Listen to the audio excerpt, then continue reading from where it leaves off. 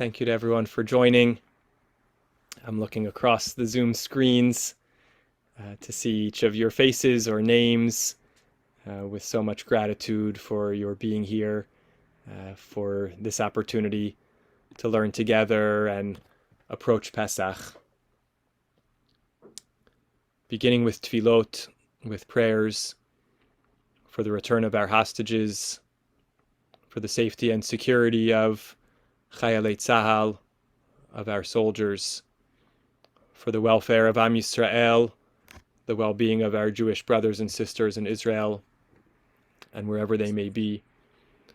Together with the prayer as we approach Zman Cherutenu, the time of our liberation, of our freedom, for peace, for safety in Israel, for all the innocent people who are suffering on both sides of this painful war.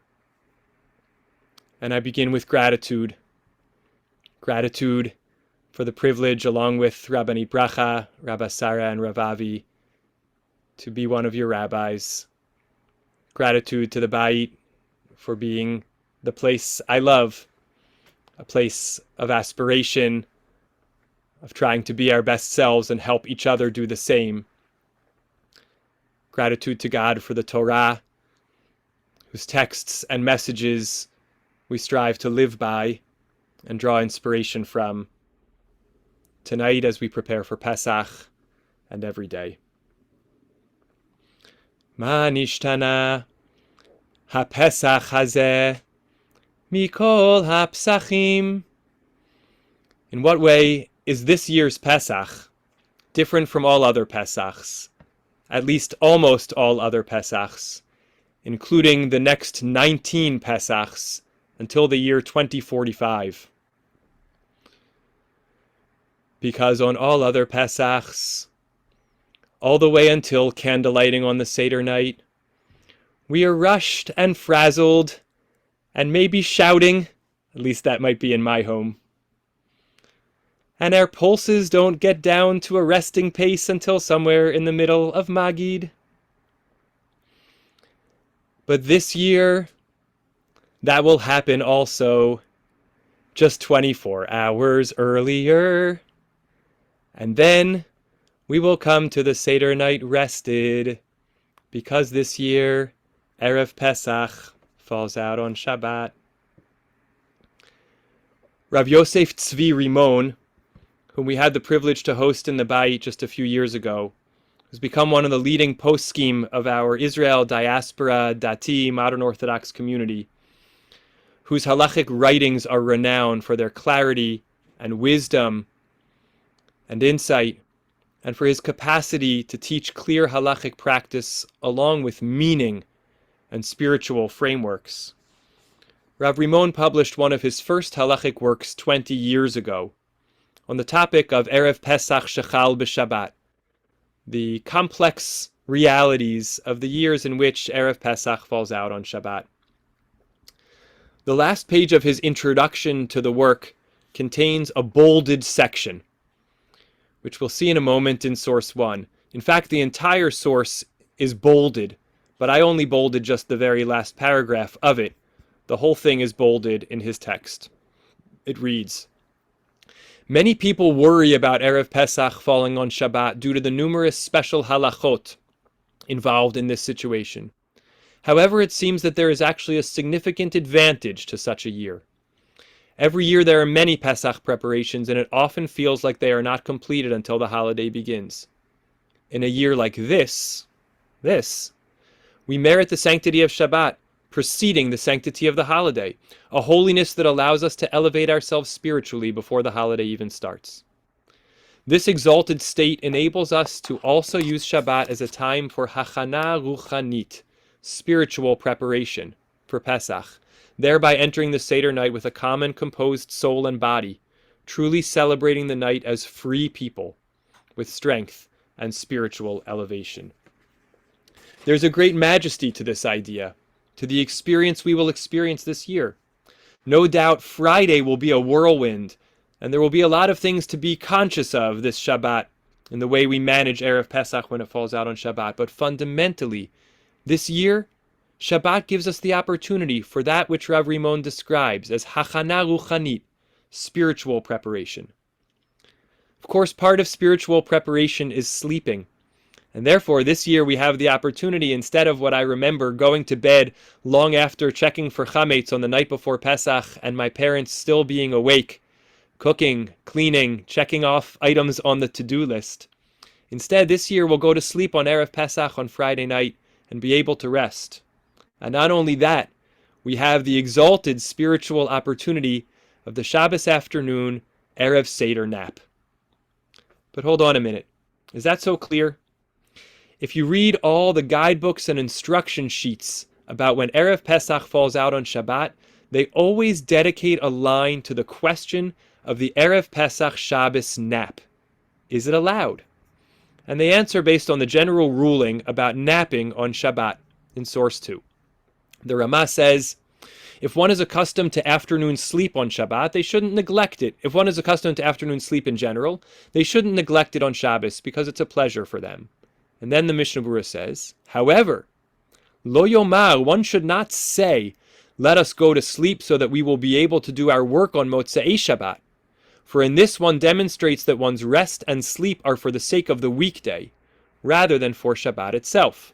In other words, yes, you can take a nap any Shabbos, but if you say before going to bed in the afternoon, this way I'll be rested for my work week which follows, then it's not allowed. It's hachana, preparation on Shabbat for another day. So this Shabbat Erev Pesach, have a wonderful afternoon shluf, but don't say, I'm resting now so that I'll be awake for the Seder. Just rest because it's wonderful to rest on Shabbos. In this little halachic micro moment, we encounter a central tension, a central challenge, and a central opportunity in how we live our lives. One that's built into every Erev Pesach and maybe every day, and that we're primed to notice more in a year like this one. How do we strike a balance between adequate preparation for the things in life that really matter and the capacity to be in the moment as much as possible? How do we prepare meaningfully for things, but not live a life filled with preparing, but never living? Rav Avi over the years has often spoken about a critique that was leveled to him about lack of preparation, in which people often said that his rabbinate was a rabbinate of ready, fire, aim. And his response was always, I'd rather that than a leadership of ready, aim, aim, aim. How do we strike the balance of always preparing but never doing, and doing without preparing?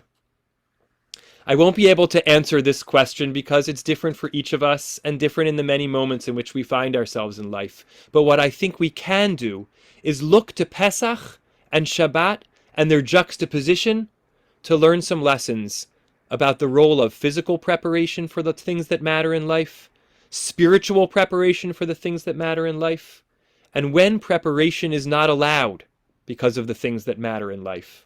And I hope emerge with some wisdom for our daily lives. Is there any holiday in the calendar year that requires more preparation than Pesach? It's not even close. Pesach has its two central types of mitzvot, the thou shalt nots, elimination of chametz, and the thou shouts, preparing the matzah, preparing to tell the story and telling the story on the Seder night. We expend tremendous amounts of effort to get ready to fulfill both of these things. We spend far more hours engaged in eliminating chametz and preparing the Seder plate than we actually spend experiencing the Seder night itself. I don't think there's any holiday which has as much time and as much of a percentage of time spent in preparation, just to be able to show up to the day and not violate the prohibitions, and just discharge the basic obligations of the holiday. Pesach, in many ways, is about preparation. Not to mention the cultural phenomenon of dry runs, preparation by way of rehearsal. I've seen very few mock Sukkot meals in my life, very few model Megillah readings, and very few pre-Hanukkah Hanukkah candle lightings. Although I did once participate in a large Washington, D.C. Hanukkah candlelighting ceremony about 10 days before the 25th of Kislev. But I have led and participated in a variety of mock and model seders for adults, not only for children.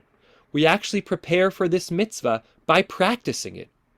So there's much, much physical, practical preparation that goes into making Pesach what it is. All the while, tradition dictates to us a parallel track of preparation alongside the physical work, spiritual preparation. We learn about this from another way in which Pesach is the paradigm for preparation. In source 3, the Gemara in Pesachim. The Gemara says, one asks about and teaches the halachot of Passover 30 days before Passover. Rabban Shimon ben Gamliel says 2 weeks before Passover.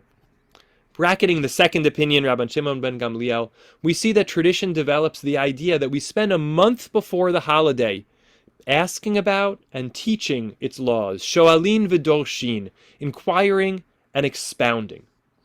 The Mishnah Berurah comments on this and explains that this actually sets the model for all holidays. Every holiday is supposed to have a period of inquiring and expounding that goes before it. Maybe not a whole month for some of the holidays, because maybe they're not as complicated as Pesach, but no holiday should begin without a preparatory period of shoalin v'dorshin. What is this shoalin v'dorshin, asking and expounding? I think we can understand from the two verbs that are used that there are two things we need to do by way of this spiritual preparation. Shoalin, we ask basic questions. Dorshin, we expound homiletically.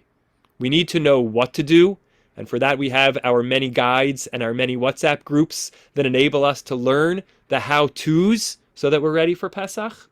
And we prepare through Dorshin, through drashot like this one, through meaning-making and spiritual exploration to understand why we do what we do. And we have a lot of questions about that around Pesach time. Can I really not buy yogurt before Pesach without a kosher for Passover certification? And why? Why does it make sense, and what meaning does it offer to make Pesach so often so challenging and difficult? This spiritual preparation, expounding and asking, is reinforced by a second custom about the run-up to Pesach, recorded in the Shulchan Aruch in source 6. The Ramah says, Minhag lomar b'mincha HaGadol, metchilat avadim hayinu, ad lechaper al kol avonotenu. It's a custom at Mincha on Shabbat HaGadol, this year actually, which will be on Erev Pesach. It's a custom on Shabbat HaGadol to read the Haggadah at Mincha time from the section of Avadim Hayinu to Lechaper al Kol Avonotenu. In other words, we may not be aware of this custom or practice it, but the Ramah records it. We should sit down on the Shabbos afternoon before Pesach, at the time that the Shabbos HaGadol Derashah is often offered, and actually open up the Haggadah and read the Magid section all the way until the part where Rabban Gamliel says, if you didn't mention these three things, you haven't fulfilled the Pesach. That has to be done in the moment. But the whole rest of the Magid section, we should read it in advance of Pesach.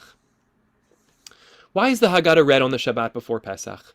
Some commentaries suggest it has to do with the fact that our redemption process actually began on Shabbat HaGadol, which rabbinic tradition tells us fell out on the 10th of Nisan in the year of the Exodus from Egypt. That was the day that the Israelites separated the lamb for the Passover sacrifice into their homes. The fact that they were able to do that, take aside an animal that tradition tells us the Egyptians worshipped, into their homes and tell the Egyptians they were about to slaughter it, and they didn't get slaughtered, was indicative of the beginning of their freedom. In other words, the Shabbat before Pesach commemorates the occasion a few days before our redemption, when we already knew we were well on the way to liberation. And so we actually, by reading the Haggadah, have a sort of a mini Seder on Shabbat HaGadol in the late afternoon. But other commentaries give a different reason why we review the Haggadah before Pesach. How could you come to what is perhaps the most important, most significant ritual and religious night of the year unprepared? Relying on the memories of last year's Pesach? Maybe we've reviewed the laws and their meanings for the last few weeks, but you simply can't come to Pesach without actually refamiliarizing yourself with the Haggadah itself. not just so that we don't stumble over the words, but so that it already sparks our thoughts and feelings about freedom and the themes and the ideas of Seder night and Pesach in its entirety as we enter into the days leading up to Pesach. And in fact, there's a greater third custom, the special Shabbatot leading up to Pesach.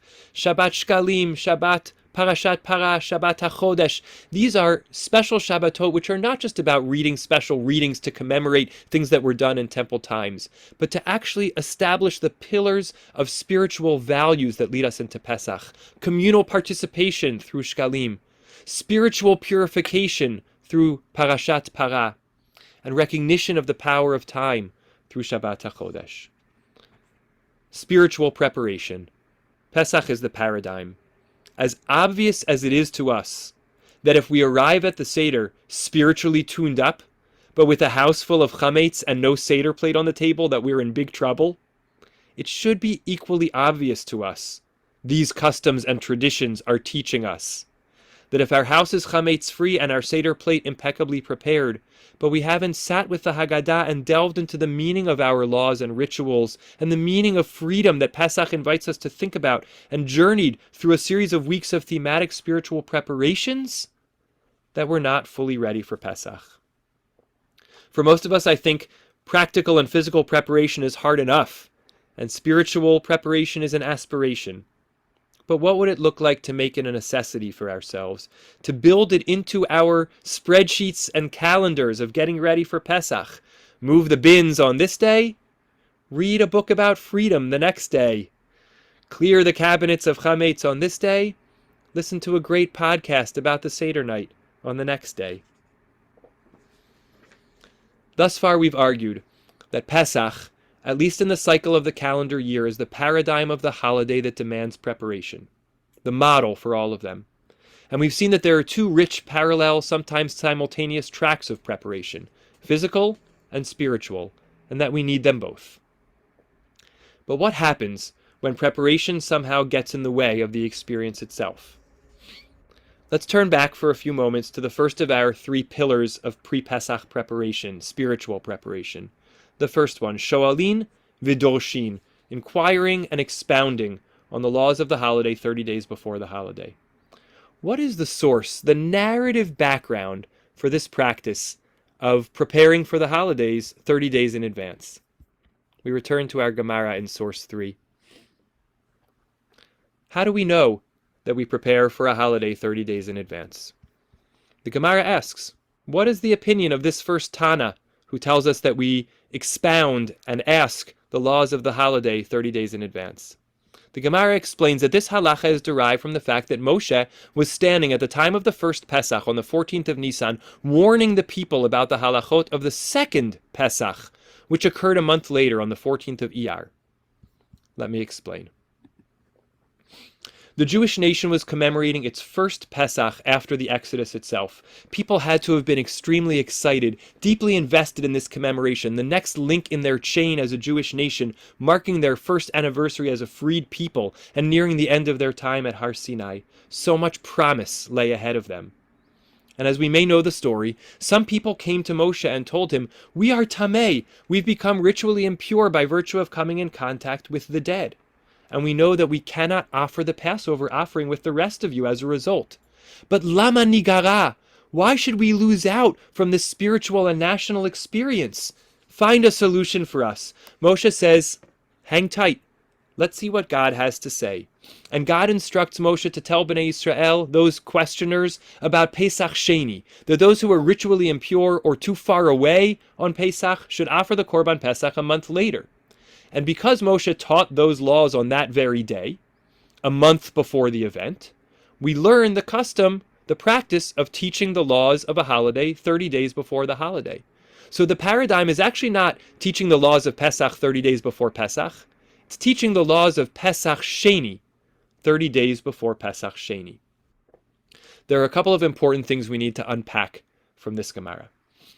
First of all, now we understand better why the Gemara uses the language of shoalin v'dorshin, inquiring and expounding on the laws of the holiday. When we look at this story, the people came to Moshe and they asked him a question, but it wasn't just a how-to question. It was a profound question. It was, what is our place in the rest of the Jewish people when circumstances prevent us from fitting in? Do we too have a stake in this ritual? And doresh means not just to expound, it means to demand. Shoalin v'dorshin, the people came to Moshe demanding an opportunity to belong when they felt marginalized, they felt on the periphery. They asked a fundamental question about participation that led to the birth of an entirely new holiday, Pesach Sheni. So Shoalin v'dorshin reminds us to ask deep questions about Pesach, not to think that we don't belong or that our question isn't right, but to ask whatever it is we need to know, from the mundane and simple to the deep, so that we can find our place in Pesach. And the truth is that Shoalin v'dorshin, I think, is a paradigm for how we ought to live our lives. When we look out at the world and find the status quo intolerable for one reason or another, find that people aren't being treated respectfully or cared for, aren't finding a safe, secure home or a place, Shoalin v'dorshin, we have to demand and ask of our leaders. Ask, why is this okay? Ask, why is this right? Ask, what are we all doing about it, in order to make sure that everyone has a place. But on a closer look, we can ask, why is this really a good proof of the practice of asking and studying the laws of a holiday 30 days before the holiday? The only reason that Moshe taught the laws of Pesach Sheni on this day is because it happened to be the day that people came to ask him about it, because it was the day when they couldn't participate on the ritual that they were part of. Why is this a good proof? Tosfot, the medieval commentary, answer this question and say, it's because of the following. All Moshe needed to say to them when they came and said, what's the place for us, was, you're right, you can't offer the Passover offering today with the rest of us. But don't worry, I have a solution for you, and I'll tell you about it later. The fact that Moshe, of his own choice, went into all the details with the people right then and there serves as the paradigm for teaching the halachot of a holiday 30 days before the holiday. But what does Tosfot really mean? Would we have ever thought for a moment that Moshe might have said to the people, yes, I have a solution for you, I'll just tell you later? Actually, yes. Moshe might have been entitled to tell the people that, as strange as it sounds. Why? Because think about what Moshe was going through in that moment. He was living the first Pesach with the vast majority of Bnei Yisrael. They were in the midst of the first anniversary of the celebration of their freedom that they had prepared and looked forward to. And now a group of people came and said, we don't fit into this observance. What can we do? Moshe would have been well within his rights to say to them, I'll take care of you later. Right now we're celebrating Pesach. Come back to me tomorrow. But that's not what he does. He steps aside from the experience he's been desperately longing for, and that the vast majority of the Jewish people are experiencing in real time, in order to help other people who don't fit find their way. It's something this text is teaching us more broadly about the power of preparation, something a little bit counterintuitive. When my being in the now, a now that I have worked hard and prepared for, comes at the expense of someone else's possibility to begin their preparation process for a future now, I actually can't push them off. So great is the power and importance of preparation that sometimes it gets in the way, it rightfully gets in the way of being fully in the moment. And that's the basis. The fact that Moshe chose to put aside his Pesach moment in order to volitionally help others who didn't belong in that moment prepare for their future moment, teaches us that you stop 30 days before the holiday and help others prepare for the future.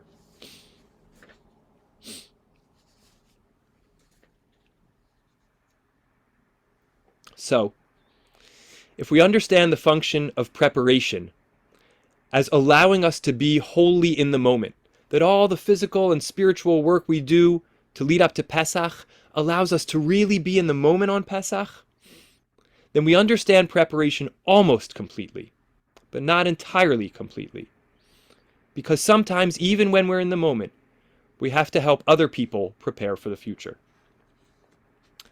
Next Shabbat, Erev Pesach, also known as April 12th, will be the 191st anniversary of April 12th, 1834, a day that may not register as significant in your mind and certainly didn't in mine, until I noticed that it was the day on which 31-year-old Ralph Waldo Emerson wrote in his journal the following: "Life wastes itself while we are preparing to live," he wrote on April 12th, 191 years ago. Life wastes itself while we are preparing to live. Emerson is getting to something I think we experience as true in our lives. That life can kind of be divided into two categories: getting ready to live and living. That there's a set of activities in life that feel like a means to a future ends, and a set of activities in life that are an ends unto themselves. Maybe it's sports practices versus the game itself, or preparing a legal argument or a big presentation versus that moment of giving it itself. Maybe it's the preparation of Shabbat or Yom Tov meals or any meal versus sitting down to the meal with company itself. Maybe it's planning the vacation as opposed to actually being on it. Preparing for a life cycle event versus it's actually taking place. And we have a predisposition, I think, Emerson is tapping into, to diminish the preparation as just that, a means to an ends. The ends is inherently valuable, but the means isn't. The preparation, the planning, the trip, that's just so that we can go on the trip. It doesn't have an inherent value. And so what's so frustrating is that we wind up spending so much of our time, or to use Emerson's language, wasting so much of our time in preparatory activities, in getting ready to live. And so little time is built into life, Emerson says, for actually living. This may be just me, but I somehow have a hard time justifying that inherent value of the preparing activities, and so I'll often try to somehow shortcut them, or do something else while I'm doing them, like cleaning up the house just so I can have a neat house the next day. Like I'll listen to a podcast or something while I'm preparing, and then I wind up not doing a great job of cleaning, and not really remembering what I heard in the podcast. The truth is that as much as this broad breakdown of life activities resonates, preparing for life and living, we also already have an intuitive awareness that this is a false dichotomy, that preparing to live is also a deep form of living, if we do it intentionally. I'll say a little bit more about this later. Until now, we've examined the practices of preparation for Pesach, practical and spiritual, and the relationship between preparation to live and living through the lens of the Pesach that we experienced after Exodus, what we call Pesach Dorot, the Pesach of all future generations. But the Pesach of all future generations was founded by the original Pesach, Pesach Mitzrayim, the Pesach of our liberation from Egypt. What was the preparation that the Israelites did for that Pesach? And what can it teach us that will help us discover the hidden link that makes this Erev Pesach falling out on Shabbat so special? To answer it, we have to journey back to Egypt. Much of the preparation for the very first Korban Pesach, the very first Passover offering offered in Egypt, and all the preparations for Passover offerings in all future years were basically the same. But there was a fundamental difference. In all years after the Exodus, we were commemorating an event. On the night of the Exodus from Egypt, we were actually going from being slaves to being free. So the preparation necessarily had to be different. Even if the physical preparation of getting the Paschal lamb was the same in the year of the Exodus as it was 200 or many more years after that, the spiritual preparation must have been deeply different. What was the spiritual preparation to enable this slave nation to be ready to go free? It's a real question. In the span of a dozen chapters in the beginning of the book of Exodus, we see a family transform into a nation, forged in the crucible of slavery and suffering. When their deliverer shows up in the form of Moshe Rabbeinu, they have a hard time really believing that they will be freed and that there's anything to be freed to. What transformation makes this slave nation ready to take a chance on their old new God and brave the scary world of freedom? How do they make this transformation? The sages in the Midrash answer this important question in at least 3 ways. The first answer they give is, they didn't make the transformation. Most of them couldn't, and they didn't go free. This is reflected in the Midrashic tradition that says that only 1 out of every 5 Israelites went forth from Egypt. The other 80% died in the plague of darkness because they didn't want to go forth. But God didn't want them to have to die out in public in front of all the other Egyptians. So they perished in the plague of darkness. Because it was simply too hard for most of them to imagine really going free. Take the devil you know, even if it's back-breaking labor, over the deeply uncertain future, liberated though it may be. The second answer of how this transformation could have taken place is not that it didn't, but that there really was no assimilation in Egypt. This wasn't a rootless, godless people that needed to find its way back to its God. The Midrash says, Lo shinu et shemam velo shinu et lishonam, going all the way back to the generation of Jacob's children and through the 200 years of servitude, they remained faithful to God, to the mitzvot that they had, the proto-mitzvot that they had, to their Jewish culture and their Jewish family.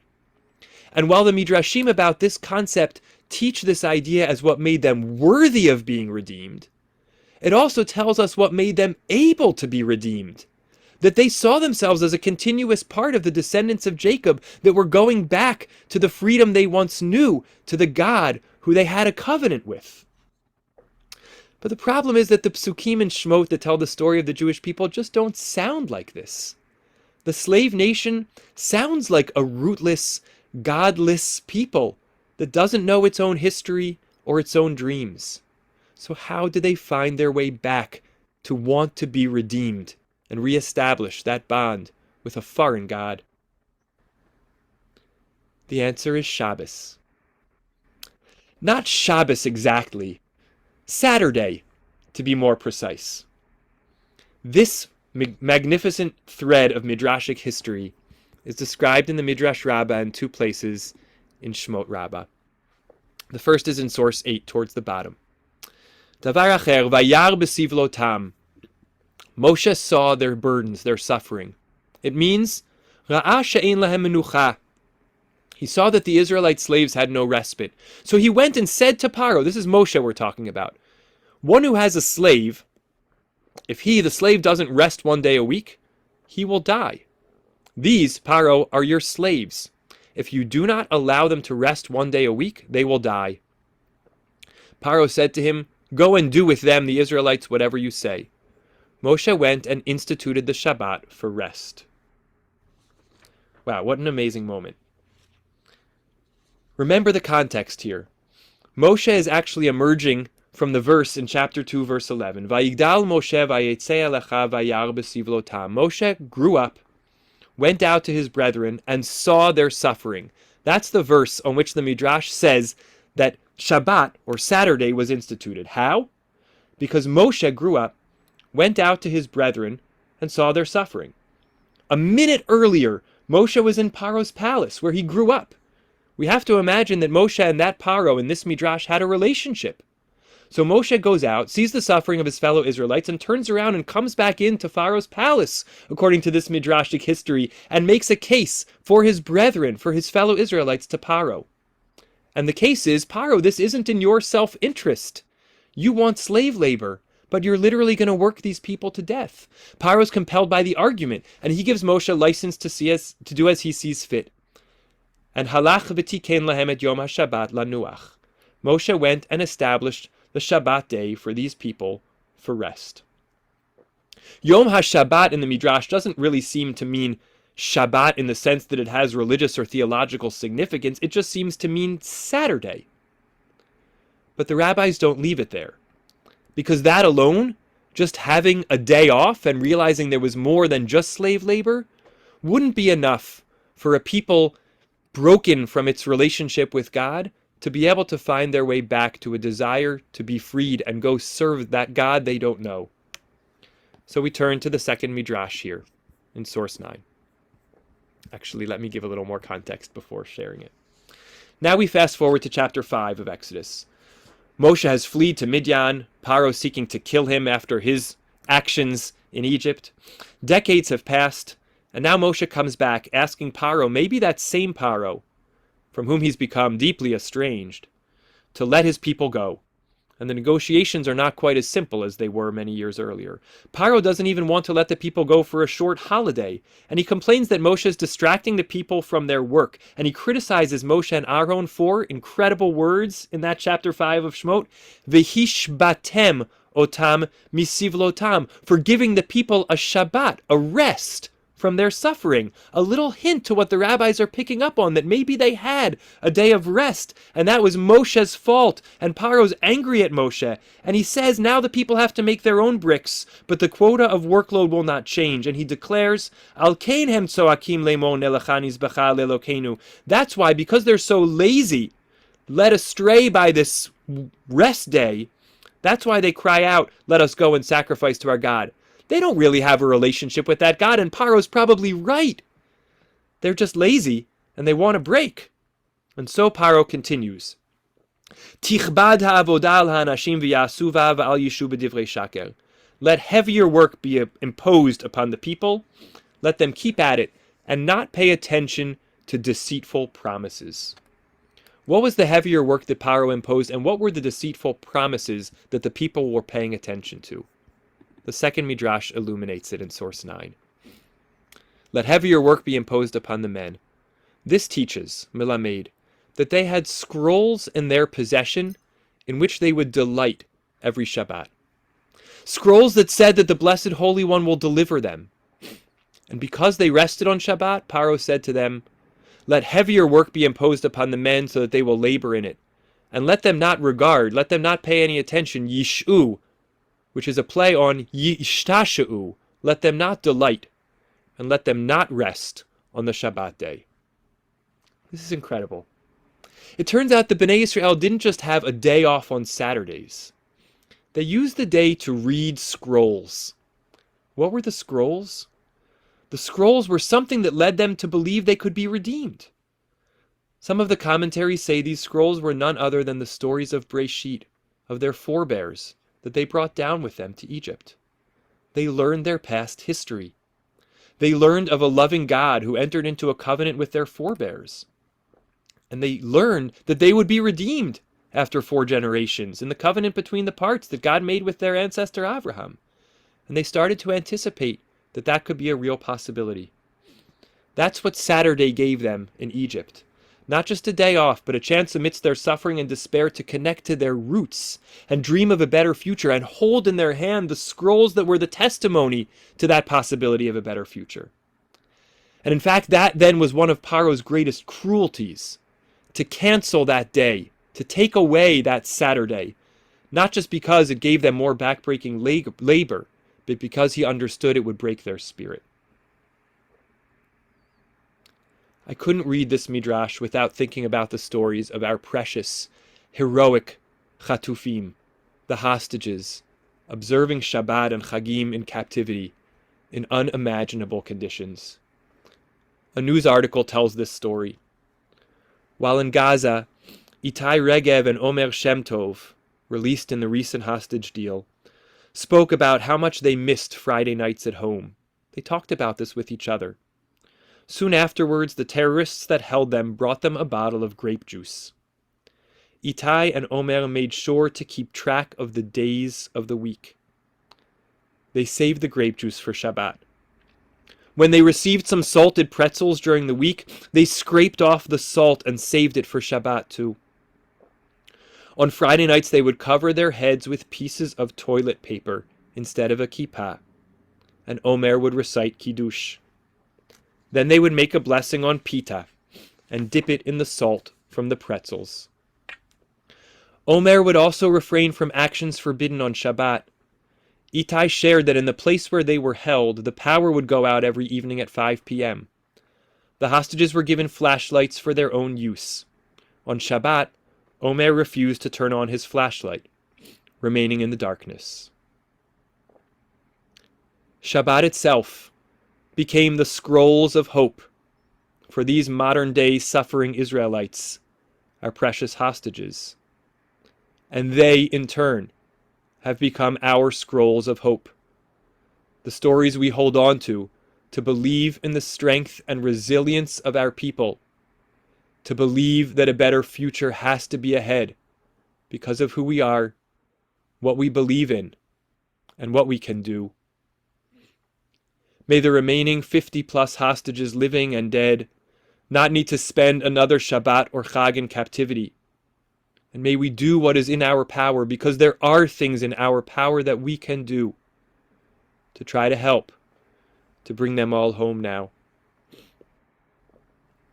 Saturday for the Israelite slaves becomes transformed from a day of rest, a day of refraining from work, to a day of delight, of being strengthened by tradition and history, by the stories of the past, giving them a hope to hold on to for the future. That's the spiritual preparation that they underwent, the gift of what they were able to do on Saturday, on their rest day, that made them ready, hopeful, and open to being redeemed. The spiritual preparation they underwent before that first Pesach, Pesach Mitzrayim, the redemption from Egypt. So let's circle back.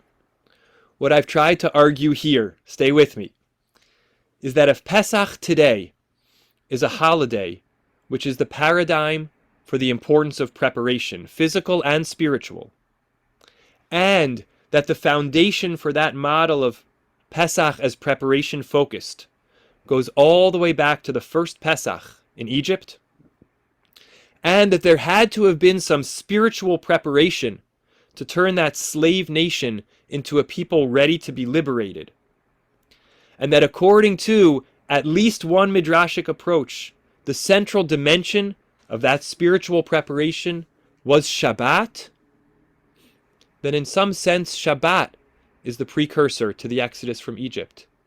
And Shabbat is the locus of thought about what preparation is all about. In a sense, this lends deeper meaning to the idea of Shabbat HaGadol. Why is it called Shabbat HaGadol, the Great Shabbat? Many answers are given. It's the Shabbat of the Great Derashah. It's the Shabbat in which we read the Haftarah of the great day of deliverance which will come. It's the Shabbat of the great experience that the Israelites had in Egypt just days before their liberation, of seeing that they had a pathway to future. Maybe, taking a little homiletical license, we can understand from this midrashic tradition that Shabbat HaGadol means Shabbat. HaGadol, Shabbat, the great thing. The Shabbat of the year in which we stop to pause and reflect on truly how great Shabbat is in our lives, every Shabbat, as a spiritual and physical institution that makes true freedom, that makes new covenant, that makes everything possible. You can't celebrate Pesach without first stopping on the Shabbat before Pesach. How much the more so when it's attached to Pesach as Erev Pesach, without first stopping to understand that Shabbat makes Pesach possible. It was true in the year we went forth from Egypt, and it has been true ever since. There are two more important things then that Shabbat teaches us about hachana, about preparation, in addition to Shabbat as the day of spiritual preparation for freedom and for everything that follows. The first is the idea that on Shabbat, preparation, and by which I mean physical, not spiritual preparation, but preparation is prohibited. It's asur. It's called hachana. We learn this from the sources. The Gemara in Eruvin says, was taught in a Braita, from the verse that says, V'haya bayom hashishi, it was on the sixth day, on Friday, V'hechinu, they would prepare, which is explained in the source above in source 10, as talking about the idea that when the Israelites began their wilderness sojournings, they would get man, and the man would fall with the exact right portion for every day, and none was allowed to be left over for the next day, or it would melt or rot. You just took the amount you needed. No preparation for the future, except on Friday, when you would get a double portion, because there would be nothing out to collect on Shabbat. V'haya bayom hashishi, on Fridays, v'hechinu et asher yaviu. They would prepare that which they brought in, so that it would be not just edible on that day, but ready for the next day. This is sort of the biblical prototype of the idea of preparation for Shabbat. And what does the Gemara learn from it? Not about preparing for Shabbat, But about Shabbat as a day on which preparation for the future is not allowed. As it was taught in the Braita, this verse that states it shall come to pass on the sixth day when they shall prepare that which they bring in, indicates as follows. On an ordinary weekday, one may prepare what is needed for Shabbat. And similarly, on an ordinary weekday, one may prepare what is needed for a festival. However, on a festival, one may not prepare for Shabbat. And on Shabbat, one may not prepare for a festival. And all the more so, on Shabbat or a festival, one may not prepare for the weekday which follows. Preparing, as central as it is in Jewish tradition, sometimes has to stop. It stops on the days when we are called to just be. That's what Shabbat and Yom Tov are about. Not just days when we don't do creative labors, when we don't shape our environment and our surroundings, days when we don't attempt anymore to exert control over what's around us. But rather they're days when we don't even make concrete specific plans for the future, adjust our space or move things around so they'll be ready for some future day, even if it doesn't particularly tax us, even if it feels restful. Sometimes it feels restful to prepare so we know we'll be ready for the next day. But it's not allowed on Shabbat. It's a day when we don't try to fix a room or a space so it'll be ready for tomorrow, because that runs the risk of taking us out of today. Even the nap, the ultimate form of rest on Shabbat, is only allowed on Shabbat if we're doing it to be in the day, to rest and relax on Shabbat itself. If we say we're doing it so we'll be rested for the next day, it becomes prohibited as hachana. And so we see the two sides of this same coin. Shabbat is the ultimate day, and Pesach the ultimate holiday, which needs preparation for it, and on which we cannot prepare for the future, but have to just be. The second thing Shabbat teaches us about preparation, through preparation for Shabbat, is to break down that Emersonian distinction between preparing to live and living. The Magen Avraham, in a halacha about zimun, about why we don't just say Birkat Hamazon when we eat in a group, but rather invite each other into Birkat Hamazon, says the following. The Zohar in the beginning of Devarim says that a person should say, Hav lanu nevarech, come let us all bless. Similar to how we say Rabotai or Chaverai nevarech before Birkat Hamazon. Why? Ki kol mile de kedusha ba'e hazmana. Because every sacred thing requires preparation. This is articulated in a whole host of ways across our tradition, and Rav Avi so often shares with us the teaching of Rav Soloveitchik, articulated as Ein Kedusha Bli Hachana. There is no holiness without preparation. Shabbat is the holiest day, but if you enter into Shabbat not having gotten ready, its sanctity is diminished. It's not as holy. Things that are important, that are holy, have to be prepared for. We have to put in the work of all kinds to get ready for them. And that could lead us to that Emersonian distinction. There's the holy things that require preparation, and there's the preparation which is entirely unholy, but just in the service of the holy. The Shari Tshuva, or really the Arizal, one of our great Kabbalistic masters, disagrees. In a beautiful, beautiful teaching in the halachic discussions of preparation for Shabbat, can't get more embodied than this. The Shari Tshuva says, look in the Be'er Heitev in the name of the Kavanot of the Arizal, who says the following, Hazeya sha'adam mezia ba'arvei Shabbat. The sweat that a person sweats on Erev Shabbos as part of their preparation for Shabbos, sprinting to Shoshis to get that last item so that you're ready for Shabbat, running around the house making sure the timers are on, the sweat that you sweat getting ready for Shabbat, Hem sugula lemechikat ha'avonot kemo hadmaot. They have a spiritual power to erase sin like tears, like the tears of regret and remorse and aspiration that we shed on Yom Kippur. There's no greater mitzvah than getting ready for something holy, says the Shari Tshuva. And isn't it interesting that he parallels it? And the same idea is true about our preparation for Pesach. All that sweat in the hot room, getting ready to bake your matzahs and put them in the oven, for the world in which people bake their own matzahs, all that sweat, that you just think of as getting ready and you want to get through it so you can get to Pesach, that is in and of itself spiritual work, holy work. I almost imagine the Arizal in an anachronistic conversation saying to Rav Soloveitchik, Ein kedusha bli hachana, there's no sanctity without preparation. Hachana atzma kedoshahi. The preparation itself is holy. Preparation itself is holy. Physical preparation can be spiritual preparation. Preparation to live, when done intentionally and because of the values that we're building up for and preparing for, is itself an articulation of those values. It is, in and of itself, a holy and spiritual act. And so we return to this year. This year we have Shabbat before Pesach. We have the opportunity for that day which gives us that anchor of spiritual preparation as we go into the Seder. But wouldn't it be great if we had that every year?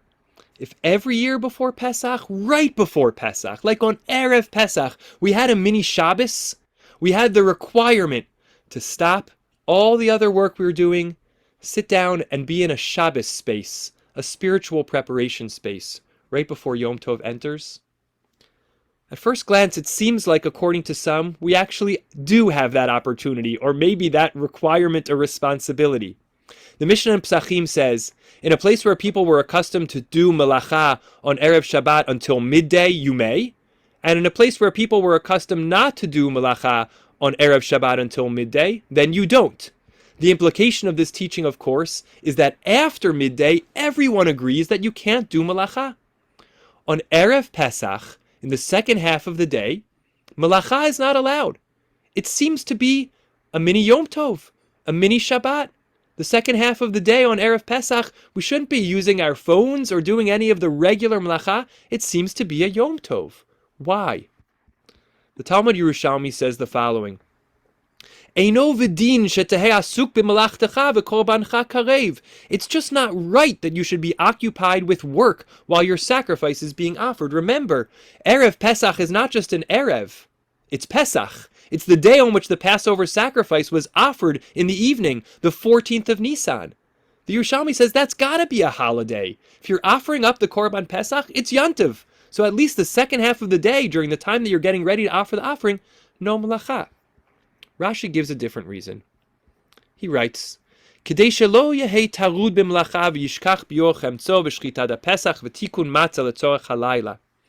reason for this Yom Tov in the second half of the day on Erev Pesach is so that you won't be preoccupied with other work, with melacha, and forget, not focus on getting rid of your chametz, slaughtering your Passover offering, preparing your matzah for that night.